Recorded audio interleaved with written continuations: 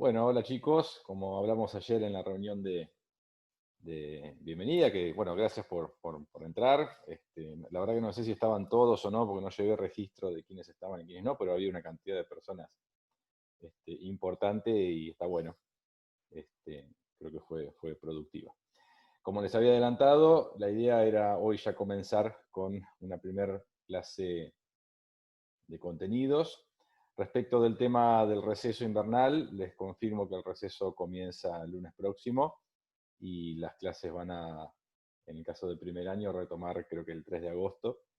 Así que bueno, van a tener receso y esta clase va a quedar como un poco aislada, pero me parece que tampoco merece la pena perder la semana. Entonces vamos a avanzar un poquitito para que tengan algunas actividades ya en condiciones de ser resueltas.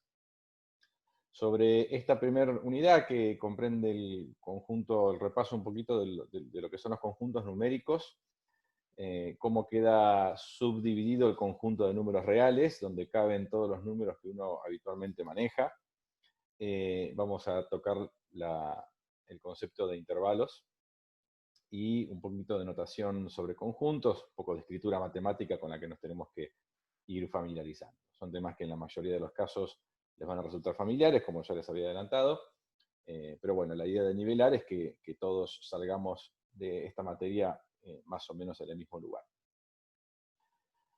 Bueno, un repaso de lo que son los tipos de números. El primer conjunto numérico que surgió frente a la necesidad de contar, que es la aplicación más primitiva de los números, es el conjunto de números naturales.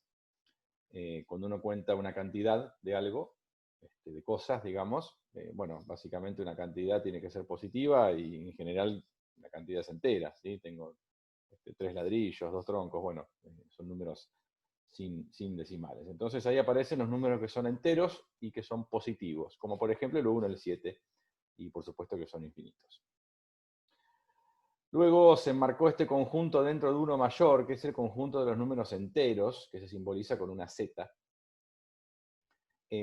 donde se introdujo el concepto del cero como una cantidad nula y los números negativos, que por ejemplo se utilizan en la medición de temperaturas, por poner un ejemplo muy sencillito. Entonces, además de los naturales, en los enteros están el 0 y todos los negativos, como por ejemplo el -2. Observen en el diagrama cómo se genera esta relación de inclusión. No son conjuntos que están separados, sino que uno está dentro del otro. A su vez, los enteros están dentro de un conjunto mayor que se llaman conjunto de números racionales y se simbolizan con una Q. Lo racional viene de razón, que significa proporción, es decir, fracción, ¿sí? Un número racional es aquel que puede escribirse en forma de fracción. Todas las fracciones son números racionales y todos los números decimales también son números racionales porque pueden escribirse como fracción. Hay un mecanismo que permite transformar un número con coma, por ejemplo 1,25, en una fracción equivalente que sería 5 cuartos. No viene al caso ese mecanismo, pero sepan que existe. Bueno, ahí tenemos entonces las fracciones como el 1/2, los números con una cantidad finita de decimales como el 7,5, y los números periódicos que tienen infinitos decimales pero con un patrón de repetición, como el 1,3 periódico, que es 1,3333. Eso también cabe dentro del conjunto de números racionales porque se pueden escribir en forma de fracción. A esto le agregamos, aparte, un conjunto muy especial que se llama el conjunto de números irracionales. Fíjense que acá quedó como un conjuntito separado, ¿no? Los números irracionales son unos números muy especiales. Irracional viene de que no es racional, y son números que cumplen justamente esa particularidad. No pueden ser escritos en forma de fracción. ¿Cuáles son los números que no pueden ser escritos en forma de fracción? Bueno, hay uno muy conocido por todos, que es el número pi. El número pi se lo suele redondear en geometría en 3,14 para hacer cálculos de área o perímetro de figuras circulares, pero la realidad es que es un número que tiene infinitos decimales y no son periódicos, no hay ningún patrón de repetición. O sea, cualquier escritura con coma que se haga del número pi, aunque tomemos el número pi que aparece o que está cargado en la calculadora, que es un número, una aproximación muy precisa que tiene muchísimos decimales, 3,14159265359, etc. Igual, por más que le pongamos 1000 decimales, no deja de ser una aproximación, porque el valor exacto del número pi tiene infinitos decimales. La única manera, entonces, de expresar al número pi en forma exacta, es decir, sin tener que recurrir a una aproximación, es a través de este símbolo, que justamente es la letra griega pi. ¿Qué otros ejemplos tenemos de números irracionales conocidos? Bueno, el número e, quizás no tan conocido como el pi, pero aquellos que hayan tenido un secundario más o menos razonable en cuanto a nivel, habrán trabajado con este número en algún momento cuando vieron logaritmos, y se habló quizás del logaritmo natural, cuya base justamente es este número, o la función exponencial que tiene por base a este número. Bueno, es un número tipo el pi, vale 2,70 y pico en una aproximación rudimentaria, pero su valor exacto, por ser irracional, solamente puede expresarse a través de este símbolo, de esta e, porque tiene infinitos decimales no periódicos. Y otros números irracionales más accesibles son las raíces, los radicales no exactos. Por ejemplo, raíz cuadrada de 2 o raíz cúbica de 5 son ejemplos de números irracionales, más familiares quizás que los anteriores.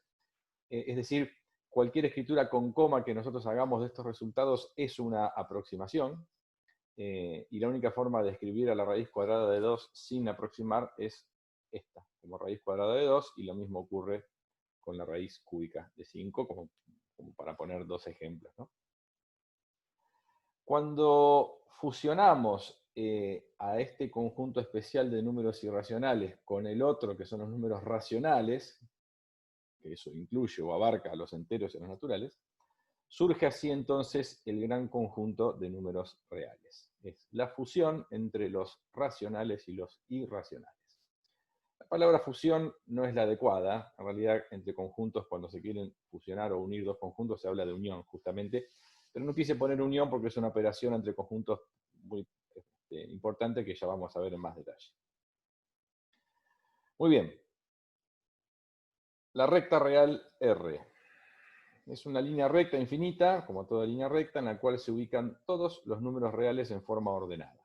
Es decir, en lugar de representar el conjunto como un diagrama de Venn, como hice recién, lo represento a través de una recta. Cada número real, entonces, va a estar representado por un punto en esta recta. Y tomando el 0 como referencia, a la izquierda están los números negativos, los que son más chicos que 0, y a la derecha estarán los positivos, es decir, los que son más grandes que 0. Y acá tenemos entonces representada la recta real, con el 0 como referencia, algunos positivos que marqué, algunos negativos que marqué. Tomo como referencia los números enteros por una cuestión de sencillez, como en una regla, que ustedes ven que están marcados los números enteros, la cantidad natural, digamos, de centímetros, y después tiene rayitas para ustedes calcular los milímetros. Bueno, acá es lo mismo, ¿sí? Si hubiera que imaginarse dónde va a estar el 1,7, bueno, el 1,7 va a estar obviamente más o menos por acá, ¿no? Entre el 1 y el 2, pero más cerca del 2. Y el menos 3,1 y andará más o menos por acá, se me ocurre, ¿no? Un poquito más a la izquierda del menos 3. Muy bien. Seguimos. Partes de la recta real. En diversos contextos puede surgir la necesidad de representar una porción específica de la recta real. Por ejemplo, supongamos que queremos representar de una forma no gráfica la siguiente porción de la recta. Entonces ves que yo tengo ahí sombreado una parte en rojo de la recta real, ¿no? Habría que preguntarse entonces qué cualidad tienen los puntos sombreados, es decir, qué cumplen esos puntos infinitos. No vean solamente al 2, al 3 y al 4, entiendan que en toda la recta hay infinitos puntos. ¿Qué cualidad cumplen todos esos infinitos puntos que están sombreados en esa parte de la recta? Bueno, podríamos decir que todos son, y acá es cuando en una clase en vivo yo quizás esperaría alguna devolución, pero bueno, no nos toca. Y lo que quizás alguno pensó es esto, ¿no? Que todos son mayores o iguales que 2. todos los puntos que están sombreados sobre esta recta están a la derecha del 2. Entonces son todos más grandes que el 2, o a lo sumo valen 2, porque el 2, fíjense que está sombreadito en rojo. Entonces por eso lo teníamos que incluir, por eso lo de mayores o iguales. Es decir, lo que está sombreado en esta recta son los puntos, podríamos llamarlos en forma genérica puntos X, de la recta real R, porque todos están sobre la recta real, que cumplen la condición de ser mayores o iguales a 2.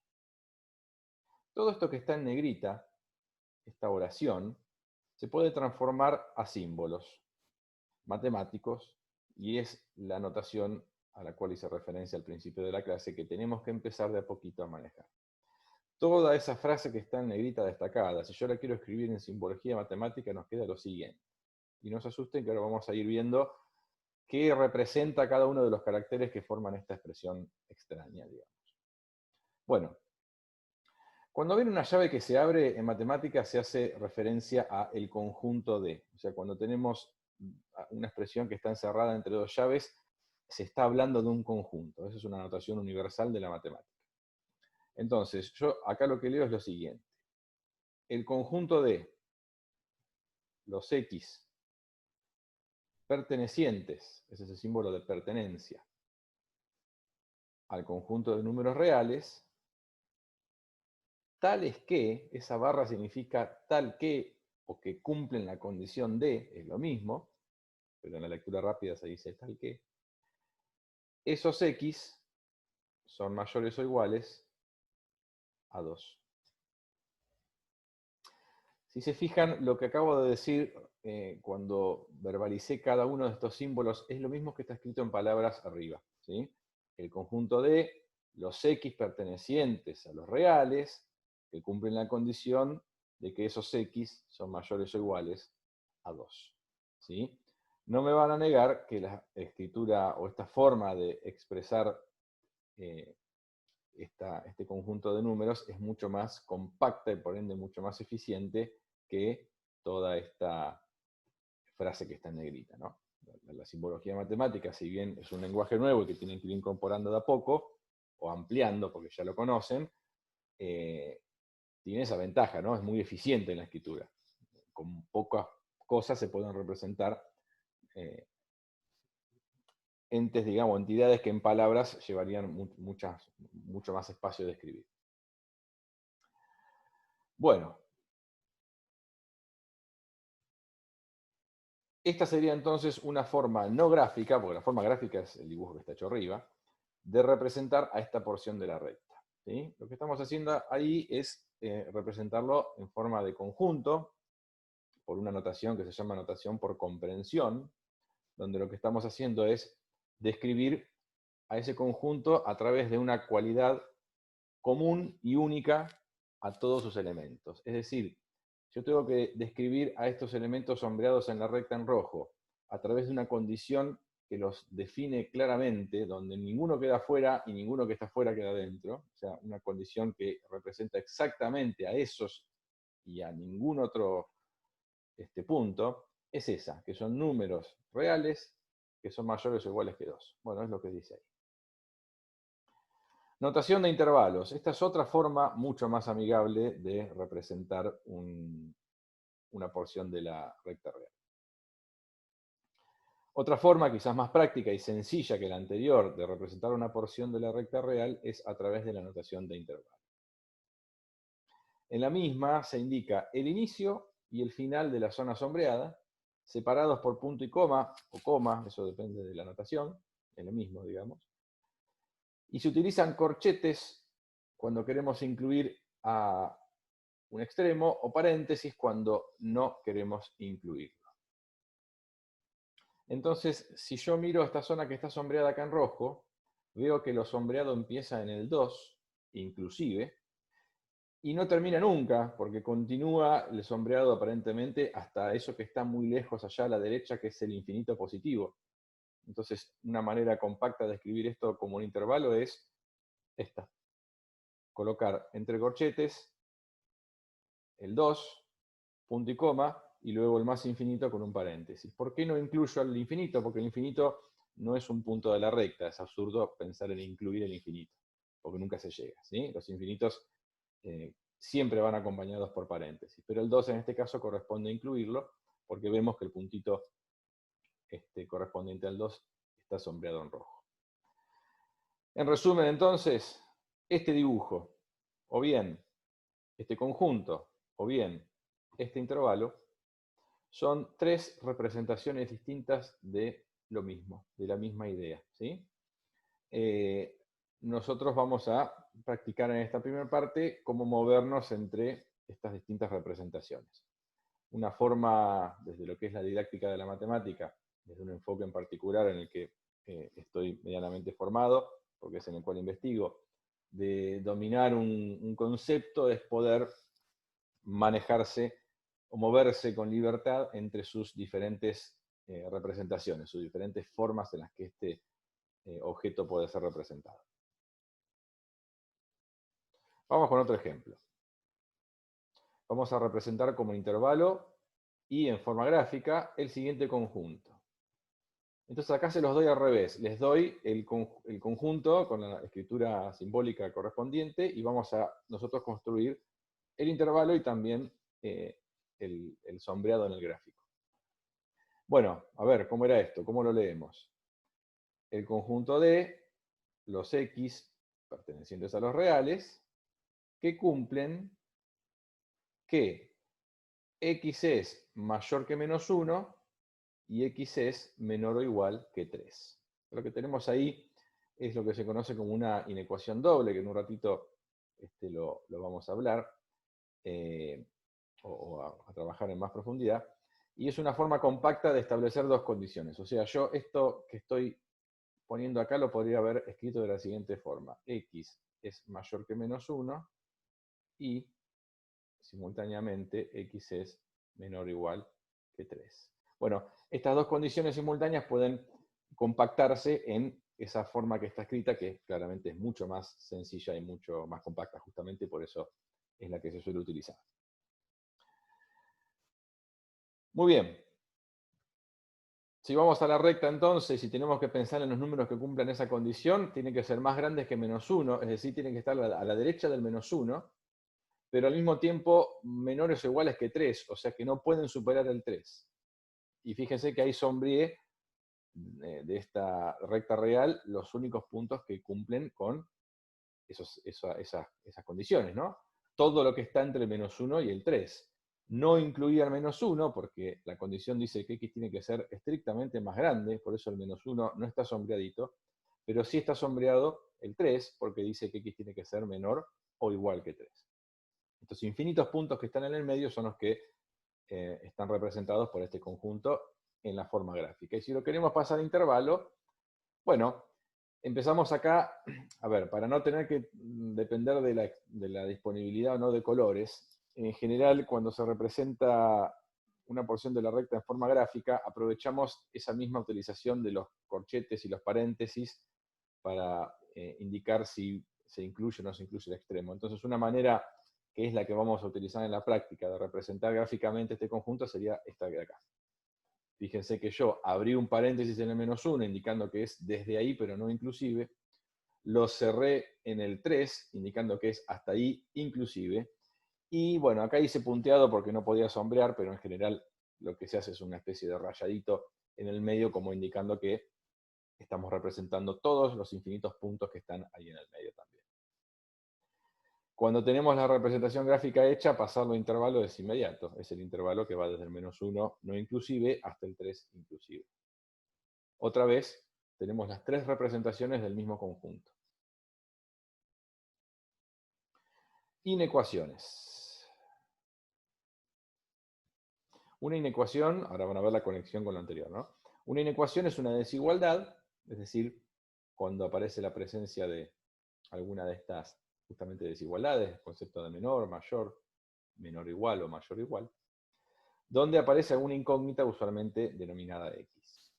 Como ya vieron recién, un conjunto puede estar caracterizado mediante una inecuación. Es decir, a ver, antes de avanzar, vuelvo un cachito. Si se fijan, este conjunto que puse como ejemplo recién, está caracterizado como una inecuación, porque lo que tenemos acá es una inecuación, en particular esas que yo denominé como inecuaciones dobles. Y en el ejemplo anterior, también tenemos al conjunto caracterizado a través de una inecuación. Esto que tienen acá, esto, es una inecuación, donde dice x mayor o igual que 2. Lo que pasa es que son inecuaciones triviales, es decir, es como que ya están resueltas, está la x despejada, entonces uno directamente, en forma automática, lo traduce en una porción de la recta real o en un intervalo. La diferencia con lo que vamos a ver ahora, avanzo y vuelvo a donde corresponde, acá, es que vamos a presentar conjuntos que están caracterizados mediante una inecuación que quizás requiera ser resuelta antes de poder pasar a intervalo o a un sombreado en la recta real. Por ejemplo, un conjunto A que lo defino como el conjunto de los x pertenecientes a los reales, tales que, y acá tenemos esta expresión, 2x menos 3 es mayor o igual que 6 más 5x. Bueno, si queremos representar este conjunto de otra forma, ¿sí? Sea un sombreado en la recta o como intervalo, tenemos que entonces resolver esta inecuación 2x menos 3 mayor o igual que 5 más 5x. Es decir, tengo que descubrir cuáles son los números en forma bien clara que cumplen con esta inecuación o desigualdad que acabo de presentar. Para resolver una inecuación, despejamos la x como lo haríamos en una ecuación, a través de la transposición de términos, o más vulgarmente conocido como pasaje de términos, teniendo en cuenta un único detalle fundamental. Al pasar un número negativo multiplicando o dividiendo, se debe invertir el sentido de la desigualdad. Es decir, si aparece un menor, hay que darlo vuelta y pasarlo a mayor, o viceversa. Es un detalle novedoso en la resolución de una inecuación. En una ecuación eso no cambia, porque yo un igual lo doy vuelta, sigue siendo un igual, ¿no? Pero con una desigualdad, al dar la vuelta, genera un cambio importante. Y no tienen que olvidarse de este detalle, por eso lo destaco en rojo. Entonces presento la desigualdad, la inecuación que caracterizaba el conjunto que describí en la filmina anterior, y la vamos a resolver. Bueno, los movimientos necesarios y habituales para despejar una x, ¿no? Junto a los términos con x a la izquierda, por eso paso a las 5x sumando, digamos, que están sumando, las paso restando a la izquierda, y el 3 que está restando a la izquierda lo paso sumando a la derecha. Junto a las x tengo menos 3x en total, junto a los números tengo un 9, 6 más 3. Y ahora, como toca el turno de pasar ese menos 3 que está multiplicando, dividiendo, y es un número claramente negativo, tenemos que respetar esta condición que está puesta en rojo, con lo cual la desigualdad se va a ver afectada. Y nos va a quedar que x es menor o igual, lo que está con rojo, la di vuelta, que 9 dividido menos 3. Después el pasaje es el habitual, ¿sí? Hago la cuenta, 9 dividido menos 3, eso da menos 3. Y llego entonces a x menor o igual que menos 3, como una inecuación equivalente a esta que puse al principio, pero donde es mucho más claro ver cuáles son los números que cumplen con esa condición, ¿no? Son todos los que están a la izquierda del menos 3.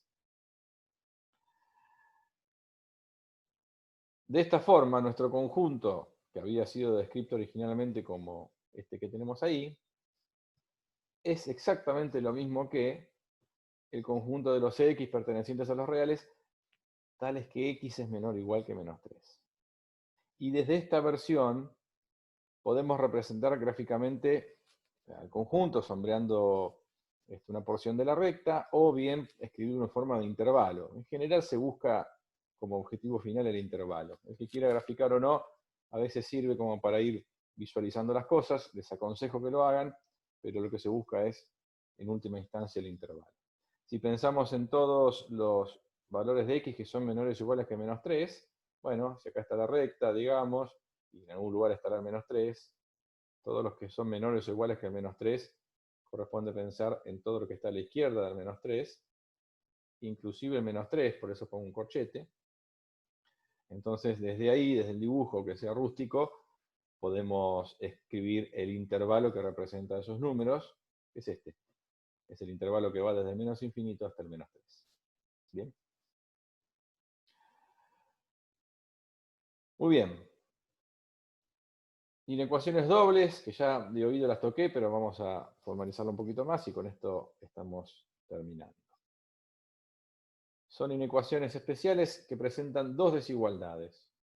Por ejemplo, consideremos el conjunto B, como el conjunto de los X pertenecientes a los reales, tales que, y acá tenemos una condición doble como la que vimos anteriormente, ¿no? Por un lado, tenemos que entender que 2x más 7 tiene que ser mayor o igual que menos 3, y por otro lado tenemos que entender que 2x más 7 tiene que ser menor que 5. Queremos que se cumplan simultáneamente estas dos condiciones. Para escribir a este conjunto en forma de intervalo tenemos que resolver la inecuación doble que aparece ahí, ¿no? Se puede resolver este tipo de inecuaciones en la mayoría de los casos de una manera sencilla, despejando la incógnita, la x, desde el centro y pasando lo necesario hacia ambos lados en forma simultánea. Es decir, esta inecuación, yo quiero despejar la x desde el medio, entonces primero tendría que sacarme de encima el 7 que está sumando, lo paso restando hacia ambos lados. Y ahora el 2 que está multiplicando lo paso dividiendo hacia ambos lados. Hago las cuentas. Y llegamos a una inecuación doble, pero mucho más clara, porque me describe con mucha claridad, para que de vuelta la redundancia, cuál es el rango de valores de x que yo tengo que considerar. Tengo que pensar en números que sean mayores o iguales a menos 5 y al mismo tiempo menores que menos 1. Entonces, de esta forma, podemos representar al conjunto B como un intervalo que va desde el menos 5, inclusive, por eso el corchete, hasta el menos 1, no inclusive, por eso el paréntesis. ¿Bien? Bueno, acá termina esta primera clase sencillita, como para que puedan empezar a trabajar de a poco. Ahora les voy a enviar junto con la notificación qué es lo que pueden resolver con esto. ¿Bien? Les mando un saludo y si no los vuelvo a ver, porque más clases no va a haber, les deseo un muy merecido descanso invernal. Chao, chicos.